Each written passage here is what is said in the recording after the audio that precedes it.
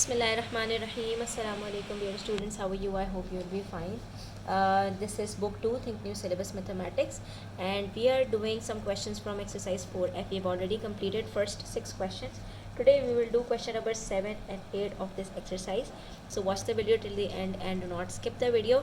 इसके अंदर हमारे पास आइडेंटिटीज़ हैं, फिर से हमने इसको फैक्टराइज करना है, ठीक है. Because the question says if possible factorise each of the following. This means that some of the expressions would be there that couldn't be factorized, ठीक है.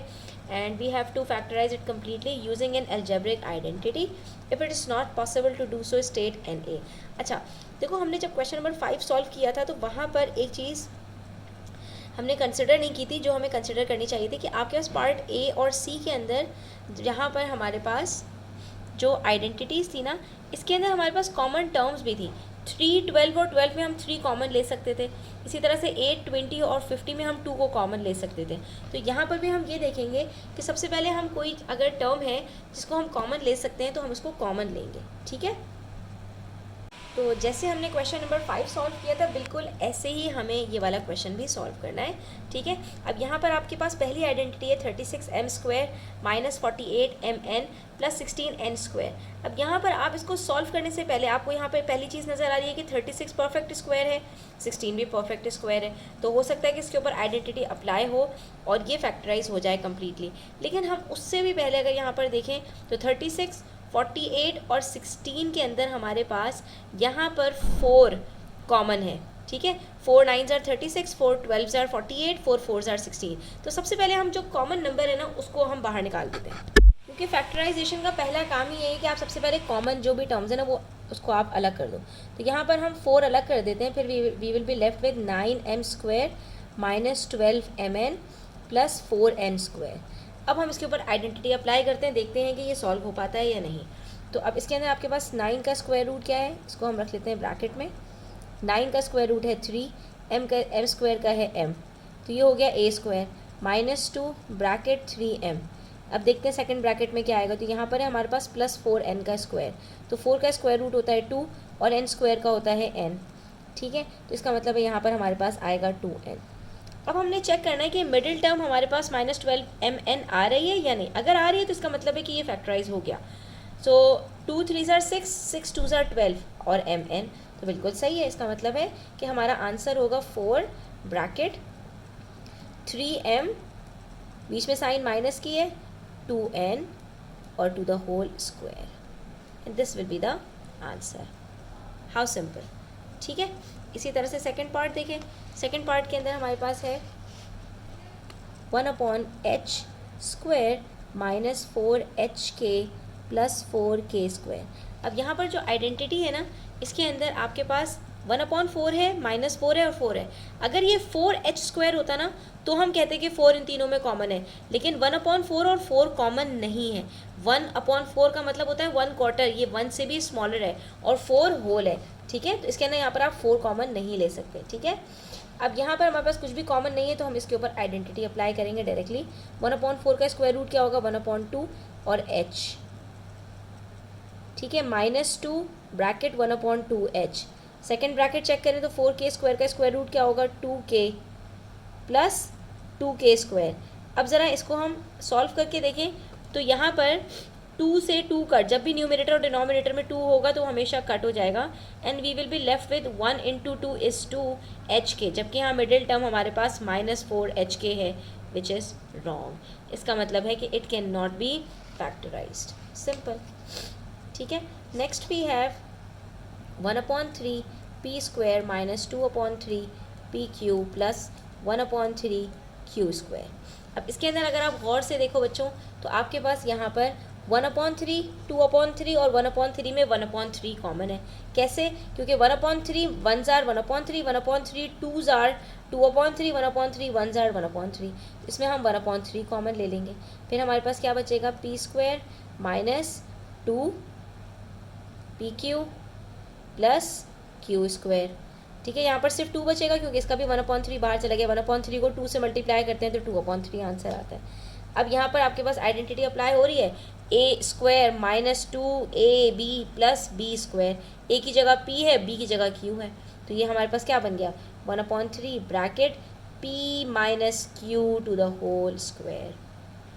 ठीक है, हमने क्या किया, इसको सिर्फ जो फॉर्मूला था उसके साथ इसको रख के जो है कंपेयर किया और हमारे पास ये आंसर आ गया। ठीक है, तो देखें नेक्स्ट पार्ट में क्या है,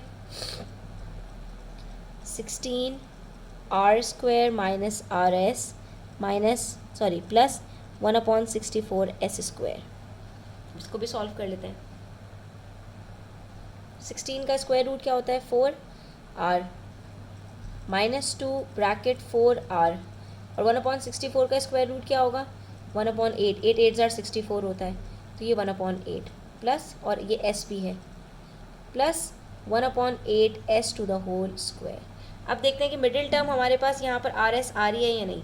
तो 2 4 जार 8 और 8 और 8 1/8 एक दूसरे के साथ कट हो जाएंगे, तो यहाँ पर ये 4 1 जार 4, 4 2 जार 8, 2 1 जार 2, 2 1 जार 2, तो क्या बचा माइनस आर एस। इसका मतलब है कि ये आइडेंटिटी बिल्कुल ठीक है, तो ये क्या बन जाएगी, a minus b to the whole square, और ये फैक्टराइज हो गया। बस अब हमने इसको फ्रैक्शन में करने की प्रैक्टिस करनी है, इसमें कुछ और नया नहीं है। Now let's check the next part which is 25 minus 10 T U plus T square U square. तो 25 का स्क्वायर रूट होता है 5 माइनस 2 इंटू 5, सेकेंड ब्रैकेट में देखते हैं क्या आता है, तो यहाँ पर है plus T square U square which is T U, तो ये आ गया टी यू। अब चेक कर लें इसको, 2 5 ज़ार 10 टी यू, तो इसका मतलब है मिडिल टर्म बिल्कुल ठीक है एंड इट इज़ फैक्टराइज। तो हमारे पास a क्या है 5 और b क्या है T U, so it's 5 minus T U to the whole square and it's done. ठीक है, नेक्स्ट पार्ट देखें, 75 W square minus 15/2wz plus 3/16 z square. अब सबसे पहले अगर आप तीनों के न्यूमरेटर्स देखें ना, तो या तो तीनों न्यूमरेटर आपके कॉमन होंगे या तीनों डिनोमिनेटर कॉमन होंगे। ठीक है, तो यहाँ पर 75, 15 और 3, इन तीनों में क्या कॉमन है, 3 कॉमन है, तो हम यहाँ पर 3 सबसे पहले कॉमन ले लेंगे। तो हमारे पास क्या बचेगा, 3 इंटू 25 डब्ल्यू स्क्वायर, 3 5 ज़ार 15, 5/2wz प्लस 3 1 ज़ार 3, तो इट्स z स्क्वायर अपॉन 16। अब हम इसको फैक्टराइज करेंगे। सबसे पहले आपने कॉमन लेना है जहाँ पर भी कॉमन आ सकता है, उसके बाद ये आपके पास क्या हो जाएगा, 3 ब्रैकेट 25 का स्क्वायर रूट क्या होता है 5w square minus 2 into 5w। ठीक है, a स्क्वायर माइनस 2a और b क्या है हमें नहीं पता, इसकी जगह पर अभी हम छोड़ देते हैं और फिर चेक करते हैं b क्या है। तो z स्क्वायर अपॉन 16 का स्क्वायर रूट क्या होता है 4, z अपॉन 4, तो यहाँ पर आ जाएगा z अपॉन 4। अब इसको ज़रा चेक करें, 2 5 ज़ार 10, 10 डिवाइडेड बाई 4, 2 1 ज़ार 2, 2 2 ज़ार 4, तो ये क्या आ गया 5/2 और ये wz। इसका मतलब है कि ये भी कम्प्लीटली फैक्टराइज हो रहा है।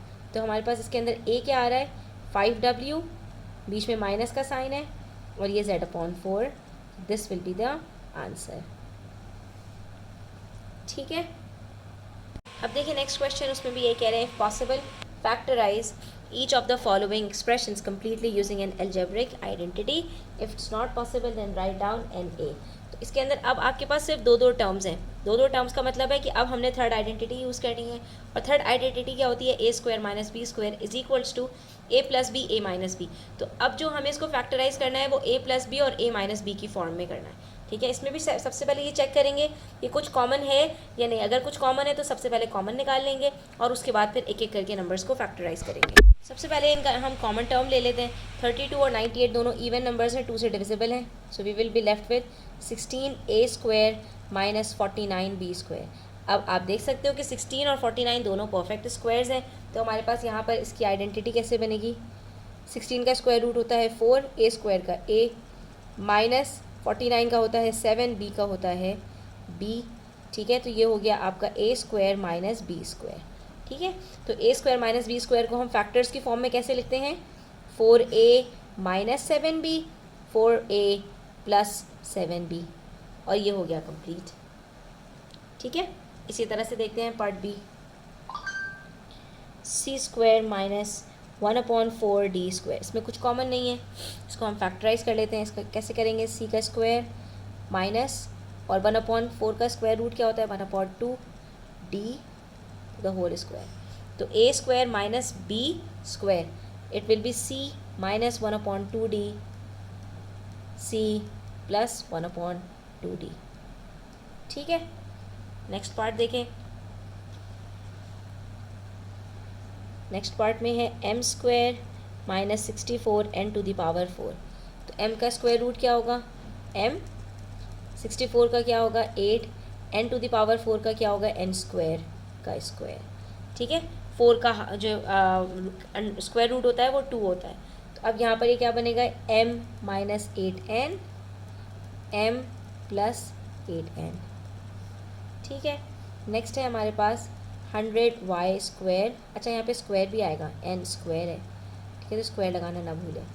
उसके बाद है 100y square minus 125z square. ठीक है, तो इसका स्क्वायर रूट भी हम इजीली निकाल सकते हैं। 100 का स्क्वायर रूट होता है 10 और 125 का स्क्वायर रूट नहीं आता। तो 125 का अगर स्क्वायर रूट नहीं आता तो हम इसके लिए क्या कर सकते हैं, क्योंकि 125 परफेक्ट स्क्वायर नहीं है, परफेक्ट क्यूब है। ठीक है, तो अब इसके लिए हम यहाँ पर ये कर सकते हैं कि पहले इनमें कॉमन निकाल लें।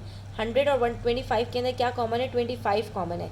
तो यहाँ पर हम इसको लिख सकते हैं 25 bracket 4y square minus 5z square. ठीक है, तो 25 को तो हमने सेपरेट कर लिया। 4y स्क्वायर का स्क्वायर रूट क्या होगा, 2y to the whole square. अब यहाँ 5 परफेक्ट स्क्वायर नहीं है, तो या तो आप इसको अंडर रूट में लिखें, अंडर रूट 5 और z और टू द होल स्क्वायर इसके ऊपर लगा दें।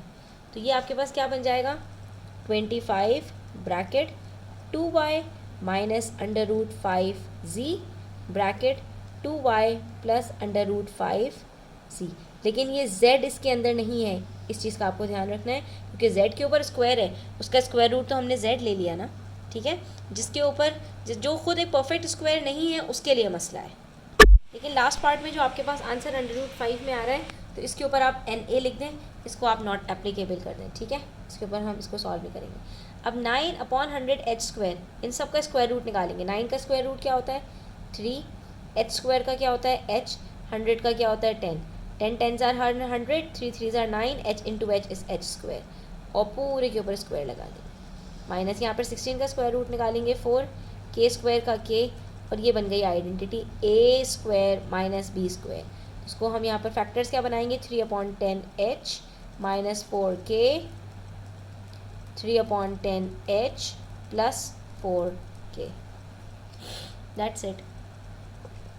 And then we have 60p square minus 15 over 64q square. अब यहाँ पर आप न्यूमरेटर को चेक करो, इसके अंदर क्या कुछ कॉमन है। Yes, 15 itself, 15 4s are 60 and 15 1s are 15। तो यहाँ पर कॉमन फैक्टर 15 है, तो हम यहाँ पर 15 को कॉमन लेंगे। सबसे पहले हमेशा याद रखो, सबसे पहले आपने कॉमन लेना है। तो 15 और इसके बाद बच गया यहाँ पर 4p square minus 1q square upon 64। हाँ, ये 4 और 64 कॉमन नहीं ले सकते, न्यूमरेटर को डिनोमिनेटर के साथ कॉमन नहीं ले सकते। ठीक है, उसके बाद ये आपके पास बन जाएगा 15 और इसका हो गया 2p to the whole square minus q over 8 to the whole square. इसको पूरे को ब्रैकेट में बंद कर देंगे।